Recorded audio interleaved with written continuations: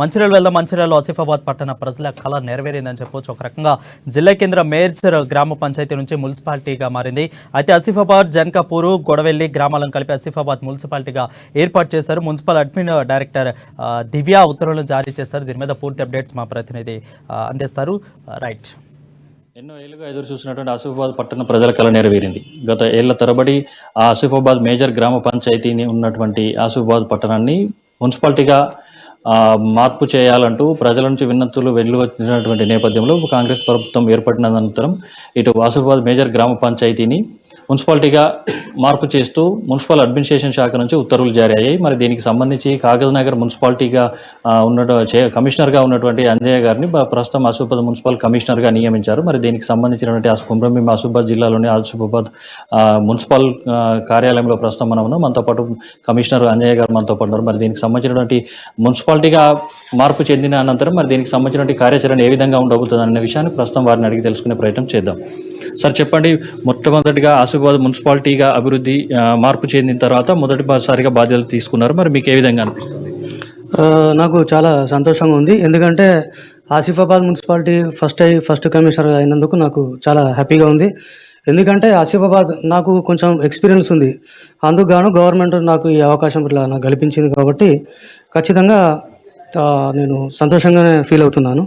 సరే, ఒకటి ఇప్పుడు ప్రస్తుతం ఆసిఫాబాద్ మున్సిపాలిటీలో ఏ గ్రామాలు విలీనమయ్యాయి, మరి ఇందుకు సంబంధించినటువంటి ఎట్లా ఉన్నది, ఏ గ్రామాలు విలీనమై ఎంత జనాభా ఎంత ఉంది? ఆసిఫాబాద్ లోపల మొత్తం టోటల్ 23,000 జనాభా ఉంది. అందులోపల ఒక రాజంపేట ఒకటి ఏజెన్సీ ఏరియాగా తీసివేయడం జరిగింది. ఇప్పుడు మాకు కావాల్సిందంటే జనకాపూర్, ఆసిఫాబాద్, గుడివెల్లిలో మొత్తం మాకు 21,265 హౌజెస్ ఉన్నాయి. మాకు ఇప్పుడు దీన్ని మేము వార్డ్ బౌండరీ చేసి 20 వార్డులుగా మేము డివైడ్ చేస్తాం. ఆ ప్రక్రియ త్వరలో మేము స్టార్ట్ చేస్తాం. సరే, ఇప్పుడు ప్రధానంగా మీరు బాధ్యతలు చేపట్టిన అనంతరం మీకు ప్రధానంగా ఏ సమస్యలు మీ దృష్టికి వచ్చాయి, దానికి సంబంధించిన ఏమైనా కార్యాచరణ రూపొందించే అవకాశం ఉందా?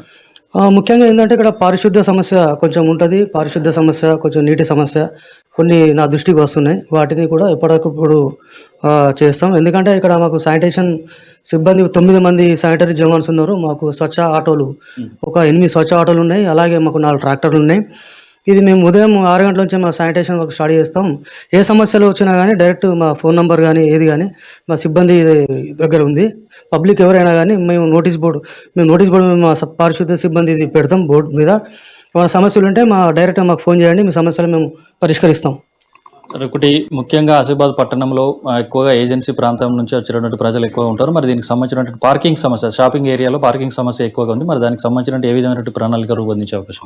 ఇప్పుడు మా పట్టణ ప్రణాళిక సిబ్బందితోటి మేము ఒకసారి వార్డు లోపల సర్వే చేస్తాం. అలాగే ఎక్కడెక్కడైతే ఓపెన్ స్పేసెస్ ఉన్నాయో వాటిని గుర్తించి జిల్లా కలెక్టర్ గారి అనుమతితోటి ఆ పార్కింగ్ ప్లేస్ ఏర్పాటు చేస్తాం.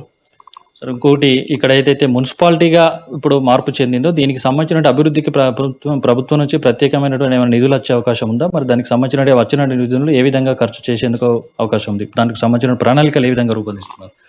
తప్పకుండా అండి. ఎందుకంటే కొత్తగా ఏర్పాటు మున్సిపాలిటీ కాబట్టి డిస్ట్రిక్ట్ హెడ్ క్వార్టర్లో ఉంది కాబట్టి తప్పకుండా ఆ డిస్ట్రిక్ట్ నిధులు మంజూరు అవుతాయి.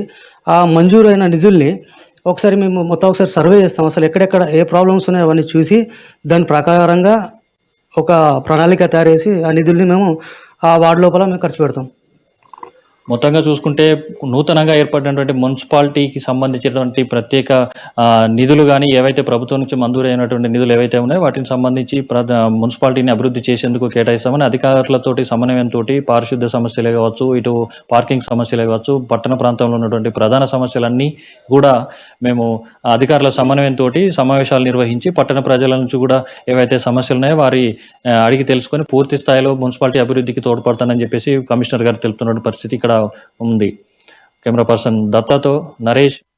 Right, thank you Naresh. అది చూసుకున్నట్లయితే మంచిర్యాల జిల్లాలో జరుగుతున్న అది